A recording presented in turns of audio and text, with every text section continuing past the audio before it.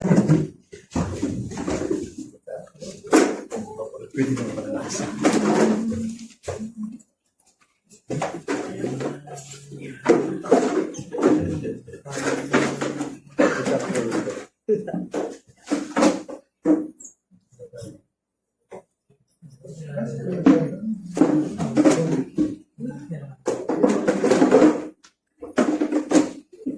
Amen. Praise the Lord. Pinagpalang kami sa lahat ng mga kapatid. Ang sarap magpuri. Amen. Kung pwede nga lang wala nang trabaho, magpuri na lang tayo. Amen. Dahil napakabuti ang Diyos mga kapatid. Marapat na sa ating pupurihin. Amen.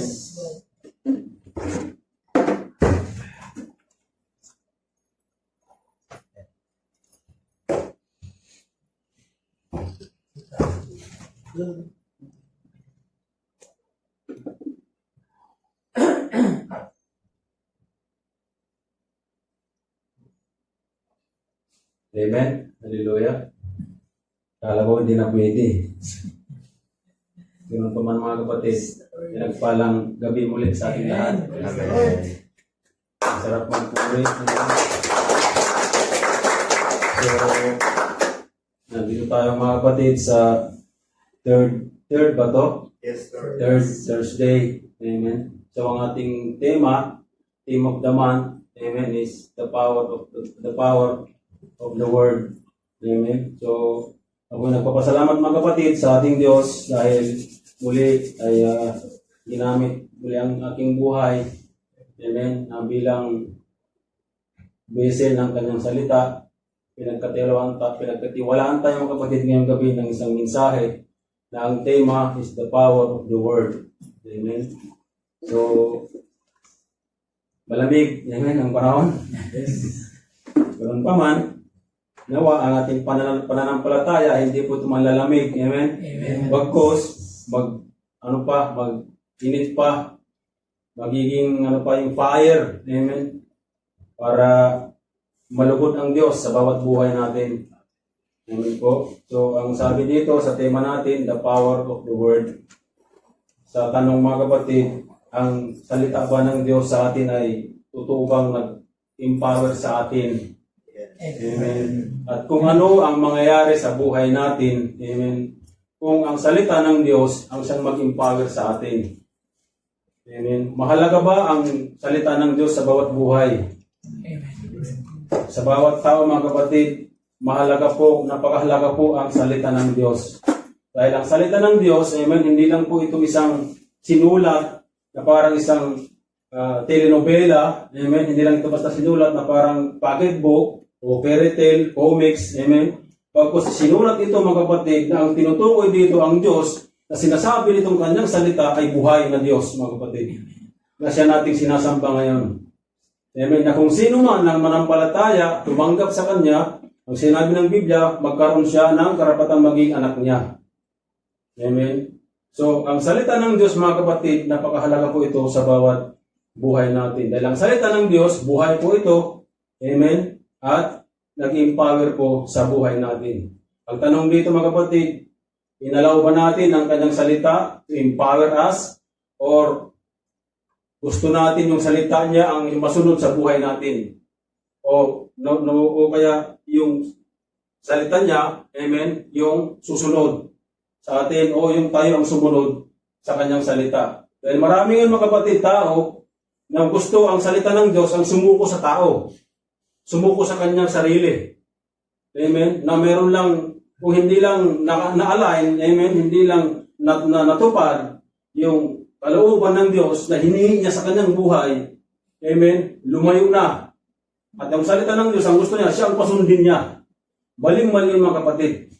Huwag natin gagawin po ito.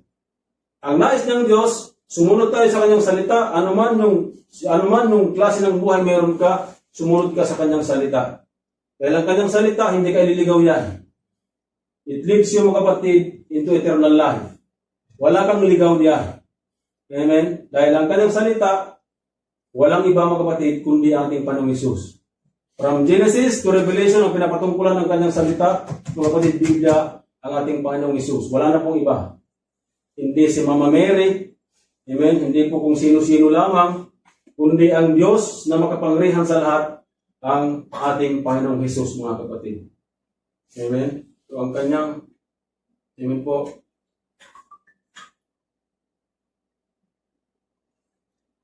amen.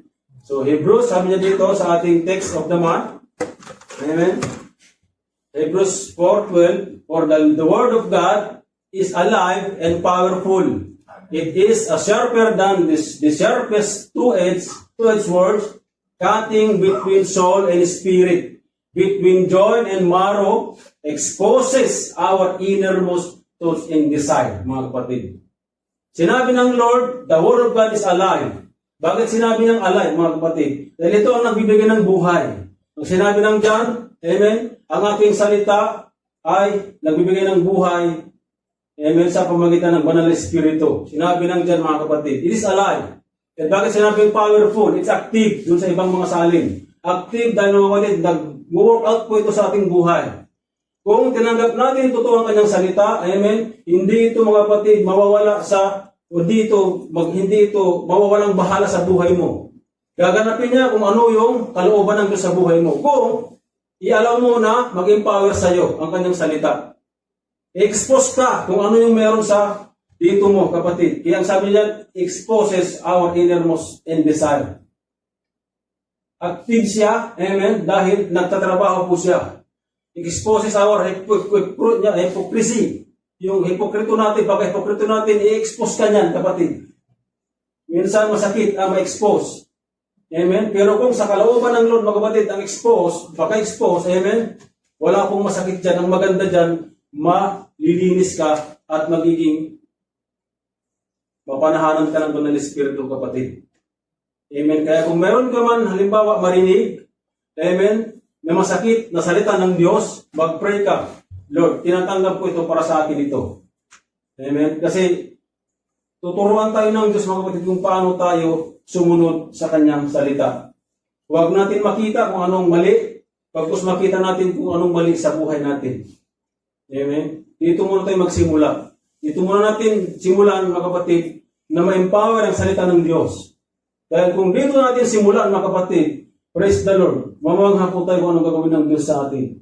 Balang araw, nandyan ka na sa mga kapatiran, mga unbelievers, nagbabahagi ka ng salita ng Diyos. Amen? Amen? Sabi niya, the identity and the power of the Word, who He is. Sino ba, kapatid, ang salita ng Diyos? Sinabi natin kanina, He is Jesus. Amen? Sa John 1:1, sa John 1, 1-5 and 14, amen? Ang sabi niya dyan, mga kapatid, si Jesus ay Diyos. Sinong nakabasa na po ang Book of John? Amen? Kung nabasa nyo, mga kapatid, ang Book of John, makilala nyo kung sino ang Panginoong Hesus.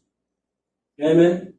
Kung nabasa nyo ang Matthew, Book of Matthew, makilala nyo siya kung sino siya. He is a king.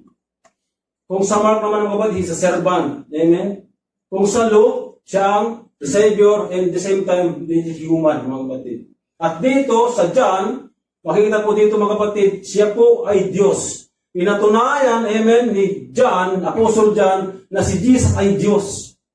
Bakit sinulat ni Apostle John yung kanyang libro? Alam niyo ba na ang Book of John, ito yung pinakamahaba na tawag doon na publish na lumabas ang Book of John. I think 60 plus years ang sa bago ito lumabas.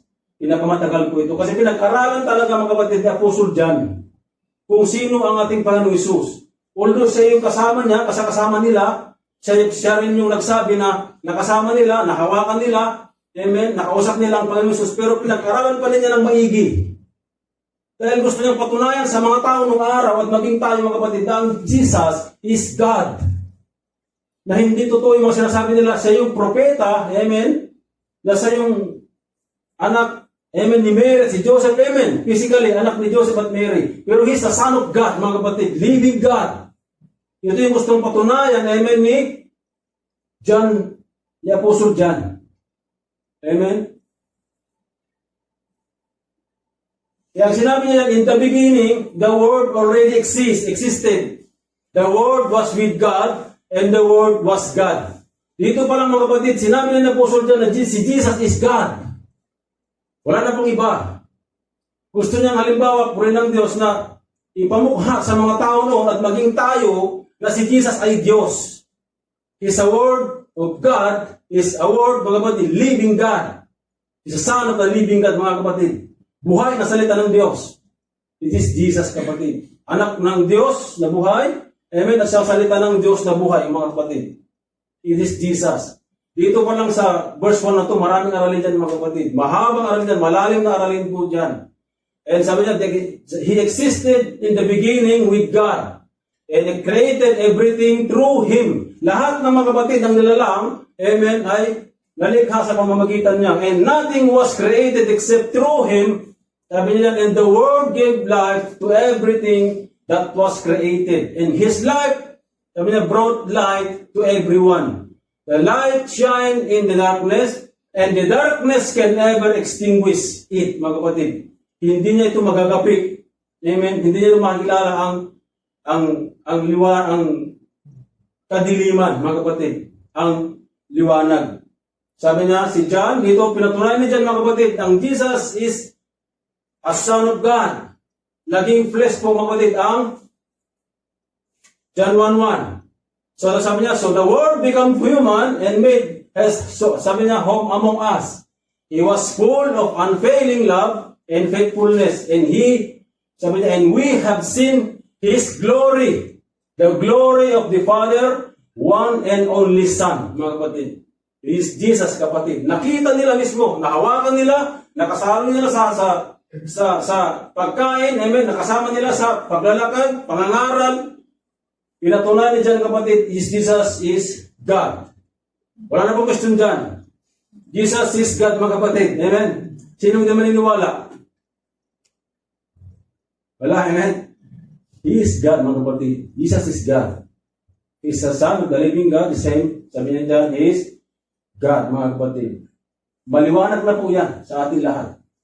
So kung ang Panginoon Diyos, mga kapatid, sabi niya dyan, the Word, sabi niya, God created everything through Him. Kung si Jesus, kapatid, siya ang dahilan kung bakit nalikha po ang lahat, ikaw at ako, at siya po naging power sa atin, kapatid, hindi ka basta matinag. Mag-iba man ang mundo, mag-iba man ang kasamahan mo, mag-iba man ang mga kapatiran mo, you still stand, mga kapatid, your ground in Jesus Christ. Ano man mangyari, ano man marinig mo, makita mo, nananatili ka pa rin, nakatayo sa pangalan ng Panginoong Hesus. Dahil ikaw mismo, siya mismo ang naging power sa buhay mo. Diyan natin makita kung totoong naging power ang Diyos sa buhay natin. Diyan natin makita kung totoong naging power si Jesus sa buhay natin, mga kapatid.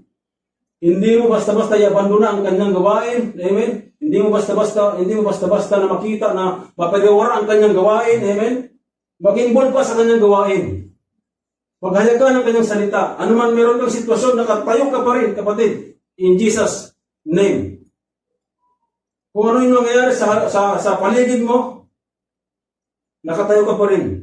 Dahil siya naging power sa iyo. God created everything. At kung hinayaan mo siya, kapatid, yung maging power sa buhay mo, walang sino man ang makatinag sa iyo. Walang sino man ang makapaglayo sa iyo sa gawain. Walang sino man sa iyo ang makapaglayo na hindi magbasa ng salita sa buhay mo, kapatid. Amen. Kaya basahin natin ang kanyang salita. I-align natin ang ating buhay sa kanyang salita, mga kapatid. Araw-araw basahin natin ang kanyang salita. Dahil pag binasa natin ito, kapatid, hindi tayo maliligaw. Kaya sabi ko sa inyo, hindi tayo maliligaw. And the identity and power of the Word, who He is, amen. Sabi niya dyan, in Revelation 19:13, His name is called the Word of God. Ito yung identity niya, kapatid, ang ating Panginoon Hesus. And sabi niya sa Hebrews, the exact representation of God's nature. Kung sino ang Panginoon Hesus, kapatid, yun yung katangian ng ating Amang nasa langit. Eksaktong-eksakto. Walang labis, walang kulang. Yun yung katayuan ng kanyang anak, ang ating Ama nasa langit, kapatid, ang ating Panginoon Hesus. Kung anong mababasa natin na karakteristik ang ating Panginoon Hesus, yun yung karakteristik ng meron ng ating Ama. mahabagin, maawain, mapagmahal, mapagbigay. Amen. Slow to anger. Amen. Yun yung ating Ama. At kung siya ang nandyan sa puso mo, kapatid, si Jesus, yung mga binanggit natin na sa'yo yan. Hindi pwedeng mawawala sa'yo yan. Kasi upo si Jesus dito, kapatid, sa puso natin. Kaya sabi niya, exposes, sabi niya doon kanina, the innermost. Pag na-expose na lahat yan, at siya namupo dito, yung binanggit natin kayo, mapagmahal ka, maawain ka, matulungin ka, nandyan na sa'yo lahat yan. Characteristic of our God. Living God, mga kapatid. Nasa'yo na siya. In Colossians, sabi niya, all things were created through Him, and He hold all creation together. Piluin mo, makita mo yung paligid mo. Itong mundo ginagalawan natin, kapatid. Paano niya ito binibigyan ng tawag doon ng arrangement? Amen? Ng order. Billions of galaxies, mga kapatid, sa taas. Paano ito nagkaroon ng order yan? Paano ito di malaglag? Sa kanyang kapangyarihang salita, kapatid. Salita lang niya. So paano yung billions of galaxies sa isang buhay mo lamang? Na hindi mo ilapit sa Panginoong Diyos. Kung kaya niyang i-hold, amen, ibigyan ng order ng billions of galaxies sa langit, ikaw ang buhay mo mag-isa ka lang. How much more, mga kapatid, sa buhay mo, mag-isa kang inokontrol ng Diyos. Binibigyan ng order ng Diyos. Kung ilapit lang natin ating buhay, kapatid, sa ating Diyos, wala tayong alalahanin. Lumaan ka man sa mga pagsubok, amen? Normal man yan sa isang Kristiyano. Kasi kung sinusubok ka, kapatid, pag dumadaan ka ng pagsubok, ibig sabihin, malapit ka sa Diyos. Mayroong Diyos sa iyo. Mayroong banal Espiritu sa iyo. Kasi si Satan, kapatid, hindi niya yan hindi niya guguluhin yung kanya. Ang guguluhin niya, yung hindi kanya. Ngayon, kung nakikita niya, hindi kanya, guguluhin ka niyan, didistract ka niyan. Pero kung si Jesus ang nakupo sa puso mo, ano man gawin niya, manatili ka pa rin nakatayo. Ano man yung gawin niyang distraction sa iyo, hindi ka matitina. Yan yung Diyos na meron tayo, kapatid. Ipaglalaban ka niyan. Dahil tapos na, mga kapatid, kanyang ipaglaban. Nandun na sa krus, lumipad na siya doon. It is finished, tapos na lahat. Gawin mo lang, manampalataya ka sa Kanya. Kaya Kanya bugtong na anak at buhay. Kapatid nating Diyos. Ang ating Diyos, sorry.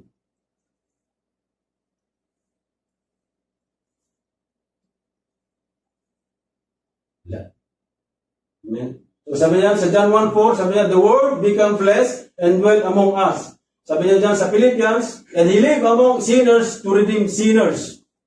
Amen. Sabi niya dyan sa C6, He humbled Himself. Ito, kapatid, yung karakteristik ng Diyos, ang ating Ama. Amen. Amen. Ang ating Panginoong Hesus. Ang sabi niya doon sa Philippians, alam niya na Diyos siya, pero hindi niya pinantay yung pagka-Diyos niya. Amen. Kung meron sa iyo ang Panginoong Hesus, humble ka na rin, kapatid. And Isaiah, He was pierced for our transgression. Tapos na, kapatid. Kaya pinaglaban sa kalaban. And He became poor for our sake. Para maging mayaman ka sa akin, kapatid. Ganon kabuti ang Diyos na meron tayo. Ganon kabuti ang salita na meron ka. Ganon makapangyarihan ang salita na meron ka. Ngayon, kapatid, ngayong gabi, ano ang desisyon mo ngayong gabi?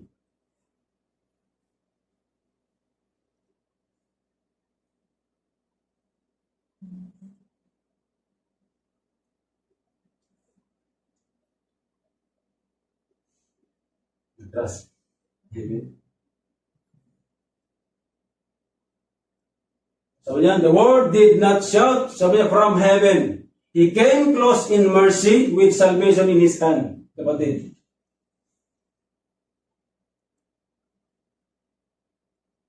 So, if God came this close, you have no excuse to stay far. May excuse ka pa ba? Inabot ka na ng Diyos. Ang Diyos, mga kapatid, pwede man siyang sumigaw sa langit eh. Pero hindi na ginawa yun. Dumating sa dito, sa lupa na to para abutin ka. Closer sa'yo. Hindi lang basta closer, nananahan sa'yo. So wala ka ng dahilan ngayon para lumayo sa Kanya. Kahit bahilan ka pa ba? Lumapit ang Diyos sa'yo, siya lang lumapit. Sa langit, kapatid, pwede man siyang sumigaw. Oh, Eli, magbago ka. Dahil kung hindi, parurusahan kita. Pwede bang gano'n, kapatid? Pero hindi niya ginawa. Pumunta sa mismo rito para abutin ka. Yakapin ka, kapatid. Ilapit ka sa Kanyang kaharian. So walang tayong rason. Amen? Nakakahabag lang mga kapatid dahil mga ibang tao, hindi nila ito nakikita. Amen? Tumalo ako, kapatid, pag okay na ako, hallelujah, kapatid. Kung yan ang prinsipyo sa buhay, sinong magpapagbago sa'yo? Pag sinong magiging okay ka? Ang Diyos lamang, kapatid, wala nang iba, hindi ikaw. Kahit anong gawin mo, magbago, kung hindi naka-empower ang salita ng Diyos sa buhay mo, mapapagod ka lang. Yan ang totoo. Parang araw, di ka matagpuan sa gawain. Pagka minisis mo, Cinderella ka na lang. Tapos na.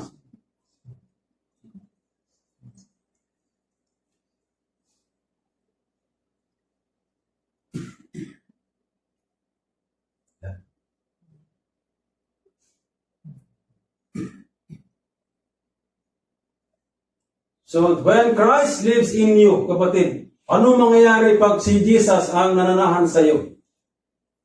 Kung siya ang pinapamuhay mo, ano ang mangyayari sa iyo? Amen. Kung siya tinanggap mo sa buhay mo, ano mangyayari sa atin, mga kapatid? Ano ang makikita ng mundo sa atin? Pag si Jesus ang mismo nasa puso natin, na siya ang makikita sa buhay natin, ano yung makikita, ano yung sasabihin ng mundo, ano sasabihin ng tao sa iyo? Amen. Magandang position 'to eh. When the word lives in you, sabi niya, the word will see Christ in you, kapatid. Makikita ang mundo si Jesus sa buhay mo. Kung siya yung pinananahan mo sa iyong buhay. Kung siya yung pinagbando mo sa iyong buhay. Kung siya yung pinamuhay mo si Jesus, makikita ang mundo si Jesus sa buhay mo. At dyan magagalit ang mundo sa iyo. Magagalit ang ibang tao sa iyo. Magagalit ang mga kaibigan mo sa iyo. Ang pamilya mo sa iyo. But do, mga kapatid, magalit man sila, manatili ka pa rin nakatayo dahil si Jesus nandyan sa iyo. Walang sino man, sabi ko kanina, walang sino man na mapaglayo sa iyo. Problema mo, magulang mo, anumang meron mo sa iyo sa paligid mo, hindi ka na may lalayo sa Panginoong Hesus. Dahil siya nandito sa iyo. Na-empower ang salita sa inyo, kapatid. Christ shine through a surrendered life. Surrendered life lang, kapatid. Kung sino lang yung sumurrender sa Panginoon, sumuko sa Panginoong Diyos, sa kanya lang makikita si Jesus, kapatid. Matthew, sabi na dyan, you are the light of the world. Kung siya ang pinamuhay mo, magliliwanag ka sa mundo, kapatid. Amen. Ganuman kagulo ang mundo, ganuman kagay ang mundo, magliliwanag ka pa rin, dalanak ka ng Diyos. Si Jesus ang nasa iyo, kapatid. Like a city of hilltop that cannot be hidden. Hindi ka, kapatid, pwedeng hindi makita ng mundo kasi nasa iyo si Jesus. Kung ano man yung nangyayari sa mundo, iba pa rin ang pinapamuhay mo. Si Jesus pa rin, kapatid. Kaya makitang-kita ka. Hindi ka, parang alam mo yung dun sa dagat, yung sa tawag nun? Spotlight ba yun? Yung tawag ng lighthouse. Ganon ang buhay mo, kapatid. Makikita ka doon. Magliliwanag ka. Gaano man kadilim doon sa dagat, amen, makikita pa rin yung liwanag mo. Dahil nagliliwanag si Jesus sa buhay mo. Nag-empower sa buhay mo, kapatid. Kaya wala ka pong rason para lumayo sa ating Panginoon. And sabi niya dyan, a lamp is placed on a stand where is given life to everyone in the house. Wala, kapatid. Hindi ka pwedeng hindi magliwanag. Ikaw ang magliliwanag sa trabaho mo, amen. Magliwanag ka sa bahay mo, sa pamilya mo, amen. Sa kung ano man, pagtitipo na meron ka, magliliwanag ka pa rin. Lumalo ka man sa mga makamundong, mga halimbawa, mga tawag doon, yung mga celebration, iba pa rin yung pinapamuhay mo. Makikita pa rin nila ang liwanag mo sa Jesus ang nasa iyo, kapatid. And let your God, sabi, good deed shine out for all see. And everyone will praise your heavenly Father, kapatid. Doon magsimula. Amen? Na makilala nila ang ating Panginoon Jesus sa iyong buhay. O ano pala to? Born again na pala to. Ibang-iba na pala si Kuya. Kita mo yun, ano mga ginagawa natin, hindi mas sumasama sa atin. Ano mga ginagawa, hindi man lang siya makipag sa atin. Bigyan ko nga ng isang stick, wala pa rin, hindi pa rin. Bigyan ko isang unting baso nang wala talaga. Ang sabi pa nga ng iba, baka lumagpas sa langit yan. Maraming mga karoon maririnig, mga kapatid.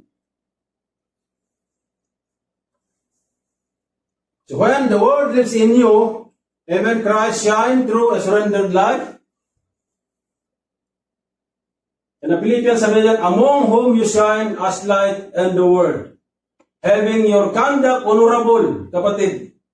Hindi ka na yung barabarang kumilos. Hindi ka na yung barabarang magsalita. Amen. Meron ka ng temperament. Amen.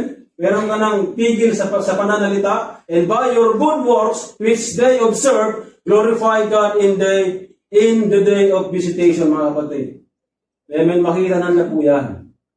Kung nandun ka man sa mga Gentiles, sa mga unbelievers, kapatid, magliwanag ka pa rin. Makita pa rin yung magandang ginagawa mo. Yung example mo. Amen. Binabahagi ko rin si Jesus sa kabila ng mga gawang makamundo.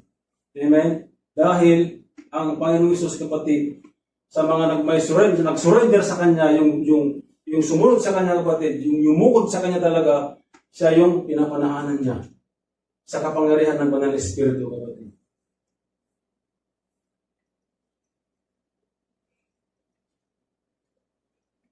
Yung sabi niya dyan, but I have chosen you out of the world, therefore the world hates you. So kung si Jesus na, kapatid, sabi yung kanina, ang nananahan sa inyo, amen, at hindi na ka na mahila sa gusto niyang gawin ng mundo sa iyo, magagalit na po siya. Lahat ng mga nakapaligid sa iyo, kaibigan mo, magulang mo, magagalit na po, kapatid. Dalanas ko yan. Magagalit na po sila. Dahil hindi mo na sila sinasamahan. Dahil ang mundo na, lumayo ka na. Tinakwil mo siya, pinili mo na si Jesus. At yung mga kaibigan mo, mali pa rin ang ginagawa. Amen. Kahit pinapangaral mo sa kanila si Jesus, hindi pa rin nila tinatanggap. Magagalit sila sa iyo dahil nandito ka na sa Jesus, kapatid. Pero mag-ingat. Dahil kung nagalit man ang sino man sa iyo, sa pagsunod mo sa Panginoong Diyos, ang sabi nila dyan, ako ang unang sa akin nagalit. Amen. Kaya mag-ingat po tayo, kapatid. Ganon tayo, mga kapatid, tawag doon, dinilipinsahan natin Panginoong Hesus, kapatid. Nandun ka, nandun siya, nagalit sila sa iyo, pero si Jesus, mga kapatid, sila sa kanya nagalit, mga tao na nagagalit sa iyo. Yun yung benepisyo sa atin. So kung ang Diyos, amen, kung ang Word, ang nananahan sa iyo, nandun po sa Galatians 5:22 na, kapatid, 23. Fruit of the Holy Spirit. Love. Nandiyan na po yung pag-ibig. Amen. Perseverance. Amen. Yung meekness.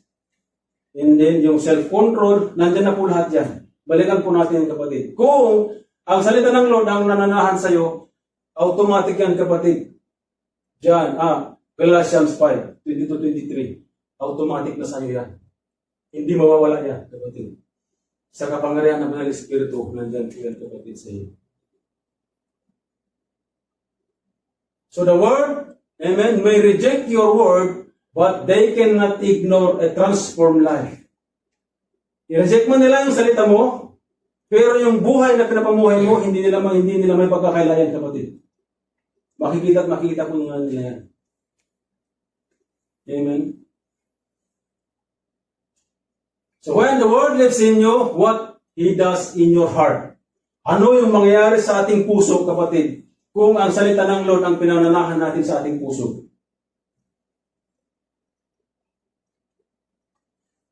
Exposes sin and reveals the truth, kapatid. Ito na yung mahirap. Ito yung masakit. Dahil kung ang salita ng Lord, in-expose ka, kapatid, sabi niya, exposes our inner most thought and desire. Pag ito ang naalo, kapatid, masakit. Nandyan yung mag-back out ka, amen? Nandyan yung umalis ka kung, hallelujah, ano na mangyayari. Pero kung inalaw mo, amen, ang salita ng Lord, na ma-expose lahat, ma-stir up lahat yung nasa puso mo, kapatid. At si Jesus na umupo dito, hallelujah, yung sabi ko na hindi ko matitinag, kapatid. Ang exposure ng sin, mga kapatid, ang ma-expose sa kasalanan, yung ma-expose ka kung anong meron dito sa kasalanan, masakit yan. At kung ang tao, amen, nirebuke mo through the word of God, at nagalit sa'yo, hindi mo turuan, ibig sabihin may nakatago pang kasalanan. Pero kung ang tao, amen, nirebuke mo siya, through the word of God, at tinanggap niya, nagdasal siya, hallelujah. Release lahat yan, kapatid. Ibig sabihin na sa'yo ang Banal na Espiritu, tinanggap mo. Pero kung nag-resist ka, tapos ang lahat, kapatid, tapos ang usapan. And transform the inner man. Hindi lang yung outer ang makikita. Ito, puso, kapatid. Nandito na yung eagerness mo na dumalo, eagerness mo na magbasa ng salita, amen, na eagerness mo na magdasal, pagod ka man sa trabaho, pero magawa po rin gumising ng 3 o'clock para magdasal, amen, magbasa ka ng salita hanggang hindi ka pumasok, kahit nasa bus ka, nandun ka pa rin, nag-board ka pa rin. Transform the inner man, kapatid. Yun na. Sana yung nandun sa loob. Alam niyo, kapatid, ang buhay ng tao, ang puso ng tao, parang itlog na hindi luto. Amen? Pag sa labas, matigas. Pag nabasag, nandun sa loob ang laman niya na maganda. Halo-halo, puti, saka yellow. Amen? Ang mahirap dito, matigas, pag nabasag, puting-puti, doon sa pinaka-loob niya, dilaw na dilaw. Ibig sabihin, nandun pa sa pinaka-innermost nga eh. Pero kung lahat yun, kapatid, sinurrender natin sa Diyos lahat yun, lininisin ng Diyos yun. Magiging puti ka, magiging malinis ka, at papanaanan ka ng Banal na Espiritu, kapatid. Mananahan dito sa iyo yan. Kaya ng fruit of the Holy Spirit na sa iyo na siya. Galatians 5:22-23, kapatid. May yan na yung makikita sa buhay mo. Sabi niya dyan, when the Word lives in you, what He does in your heart, sabi niya sa Ezekiel, I will take the heart of stone out of your flesh and give your heart of flesh. Ito yung, kapatid, tender heart and responsive heart na meron ka na. Wala na yung resistant heart na. Amen? Wala na yung purihin ng Diyos, dayaan mo sa gawain, mamaya na, bukas na. Ano na lang, sa susunod na lang. Wala na, kapatid. Kung natanggal lang, kapatid, yung stony heart natin, napalitan ng tender and responsive heart, a flesh, and give, sabi niya, a heart of flesh, doon natin makikita, kapatid, yung paglago ng kapatid sa pananampalataya sa gawain, kapatid. Amen. Makikita mo na magliwanag na siya. Sabi niya dyan, at kung nanahan si Jesus na dito, kapatid, they were cut off the heart. Nagsisisi ka na sa mga kasalanan mo. Kung mayroon kang nagawang mali sa kapatiran, lalapitan mo sa Sir, Kuya, pasensya ka na, patawarin mo ako. Amen. Ganun na, kapatid, ang inyong buhay, ang inyong gagawin, ang makita sa buhay mo. At kung mayroon kang makitang mali sa ginagawa ng kapatid, Kuya, baka pwedeng itigil natin yan kasi mali yan eh. Ganun na, kapatid, ang ating reaksyon. Pag meron na tayong puso na a blessed heart, amen, a responsive heart, kapatid. In John 13:15, sabi dyan, you already clean because of the word which I have spoken to you. Kung binasa natin, kapatid, amen, kung tinanggap natin si Jesus, ang sabi dyan, malinis ka na. Sino pang hindi malinis dito? Wala pa.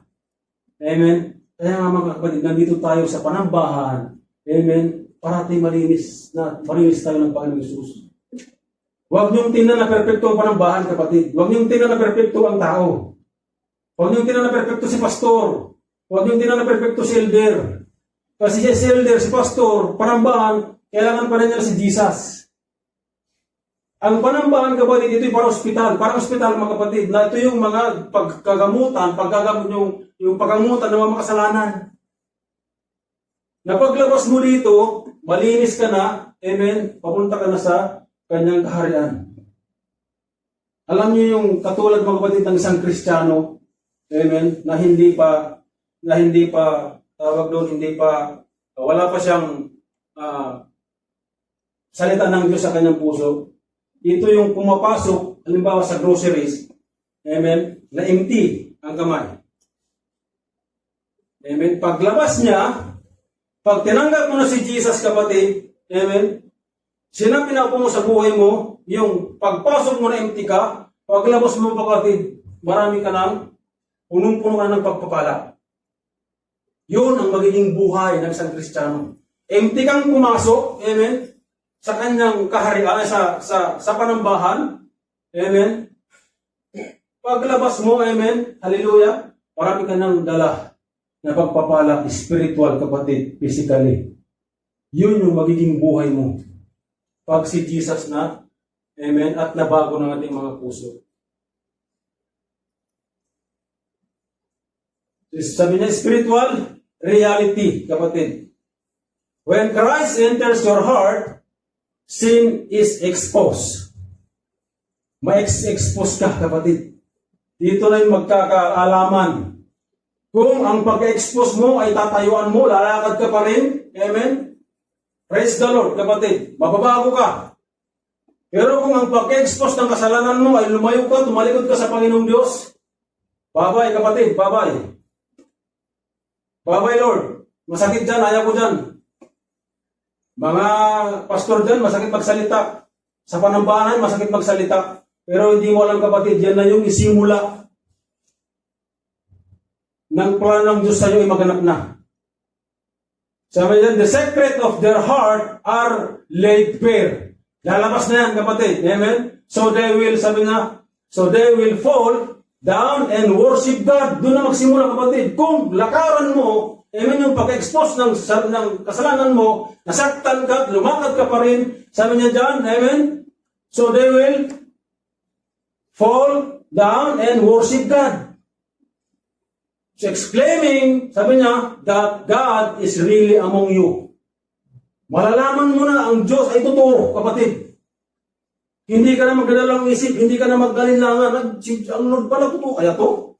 Wala nang ganun. Lumuhod ka lang, mag-worship ka na kay Lord, mga kapatid. Yun yung tao, mga kapatid. If Christ pumasok sa ating mga puso, hindi mangyayari, kapatid, na hindi ma-expose ang kasalanan mo. Ma-expose at ma-expose ka. Magtao ka man sa kapatid, magtao ka man sa pastor, amen, magtao ka man sa elders, pero si Jesus hindi ka pwede magtago. Lalabas at lalabas yan. Walang hindi. May lalabas dito, kapatid, kung i-allow mo lang siya. And conscience awaken, kapatid. Ang sinabi niya dyan, your thought, sabi niya, who through the internal spirit, amen, offered himself without spot to God. Sabi niya, cleanse your conscience from dead works to serve the living God. Kung dati, kapatid, hindi ka maglilingkod, amen, hindi mo kayo magsalita, hindi mo kayo magdasal, kung dasal mo lang dati is, amen lang, pagka na-awaken na yung konsensya mo, amen, yung buong pagkatao mo, ang panalangin mo, mga 1 oras na, 3 oras na. Hindi na magsimula yung panalangin mo sa amen. Kung dati, ang panalangin mo magsimula sa amen, ang panalangin mo, kapatid, mag-umpis, mag-end na sa amen. Amen? Sabi niya yan. Cleanse your conscience from dead works to serve the living God. Amen? At number 3, repentance begin. Mag-umpisa ka ng magtanggap ng kasalanan niya, humingi ng kasalanan ng kapatawaran, magsisisi ka na sa lahat ng kasalanan. Magsimula na, kapatid. Katulad ni Zacchaeus. Sabi niya, look, Lord, if I give half of my goods to the poor, and if I have taken anything from anyone by false accusation, I restore fourfold. Kasi magsimula na siyang magsisi sa Zacchaeus, kapatid. Kasi si Lord nandun sa kanyang bahay. At alam mo yung sumunod dyan, dumating ang kaligtasan sa bahay sa araw na ito. Sinabi ng Panginoon, kapatid, sa baba niyan, sa 9.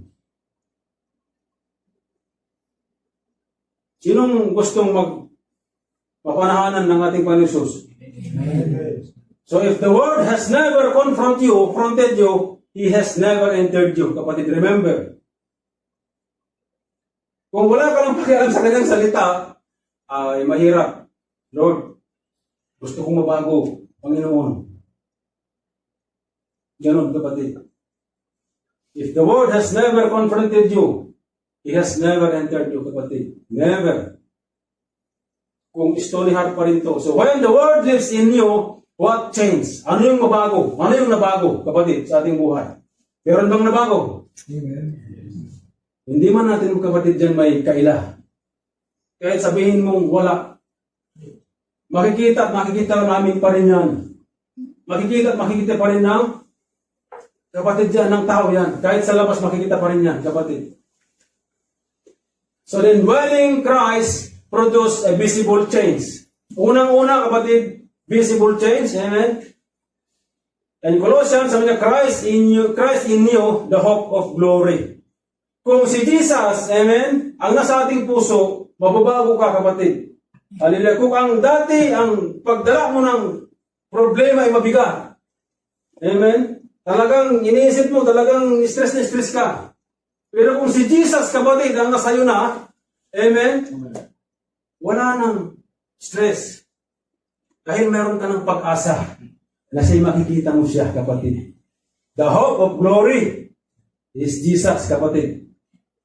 Dahil sabi ng Romans na walang kabuluhan, mga kapatid, ang problema na meron ka sa glory nang i-reveal niya pagdating niya sa iyo, sa akin, kapatid. Yan yung tinatayan ko isang salita ng Diyos, kapatid. Verse na isang tinatayuan ko. Na dumaranas man kami ng pagsubok ng ating Juliet. Kung sa pagsubok lang, kapatid, talagang pinagpala. Pinagpala, kapatid. Pero siguro nagtataka kayo, bakit nakatayo pa rin ako dito?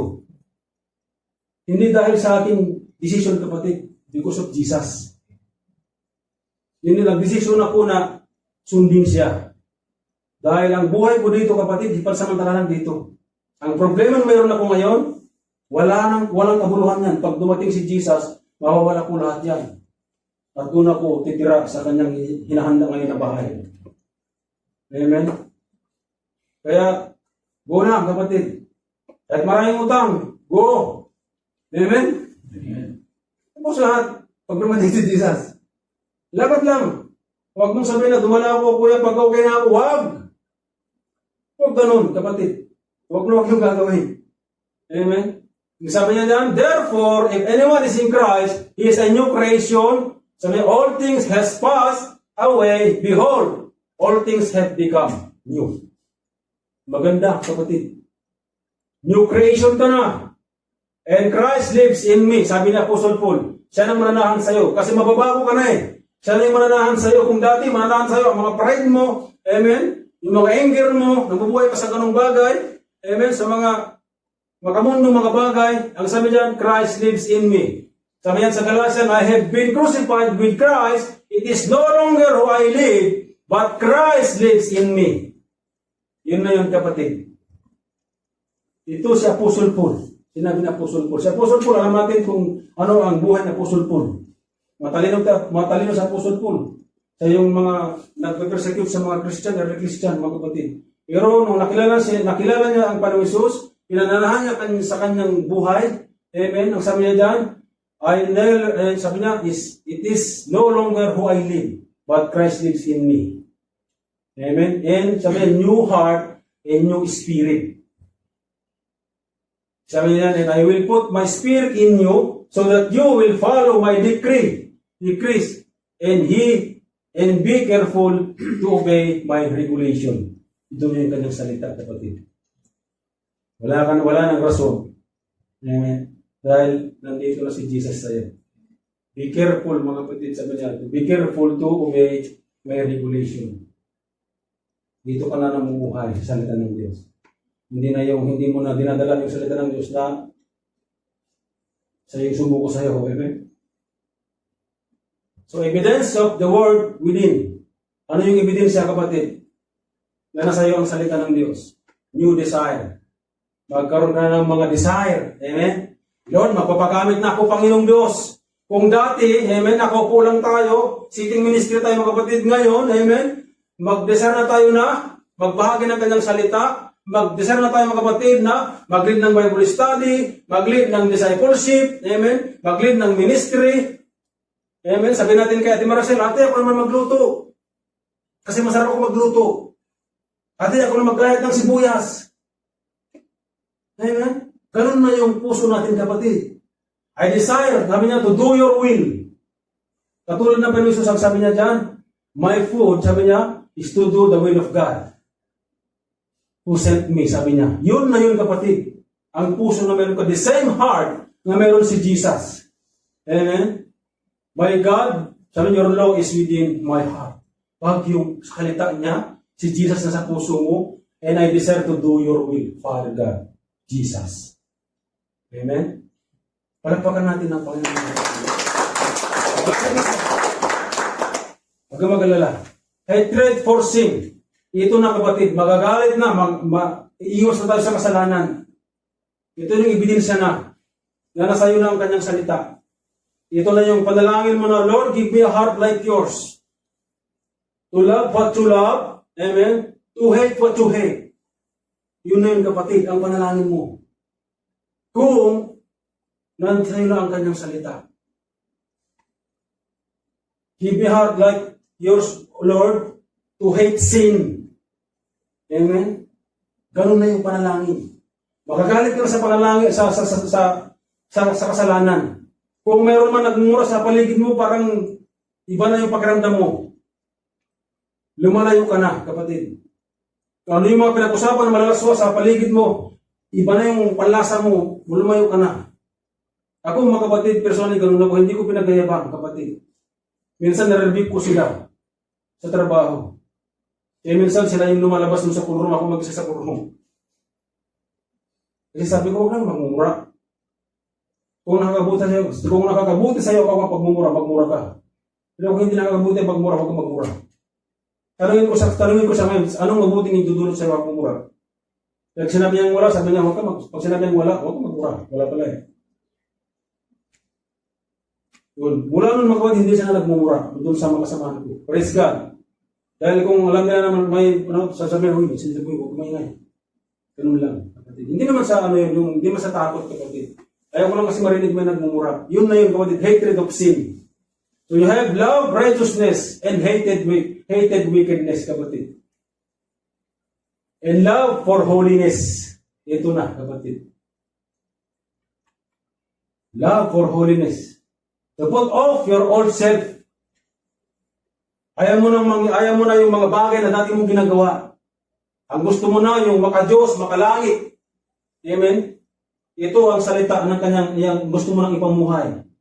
To put off, sabi niya, your old self, which belong to your former manner of life and is corrupt through deceitful desire. And sabi niya, to be renewed in the spirit of your mind.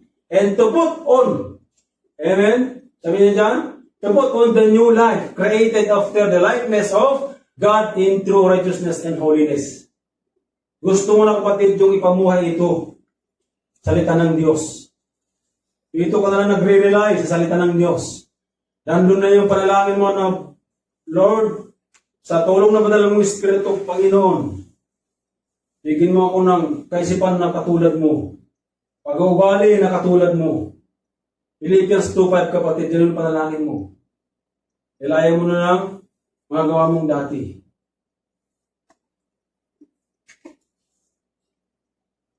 So no change, no Christ, no fruit, no root kapatid. In Matthew 7:67, sabi niya, you will recognize them by their fruit. Amen? Makikita po yan kapatid. Hindi, sabi nga doon sa unang kaya na hindi pwedeng maitago kung si Jesus ang nasa iyo. Makikita yan sa iyo, mga kapatid. Physically yan.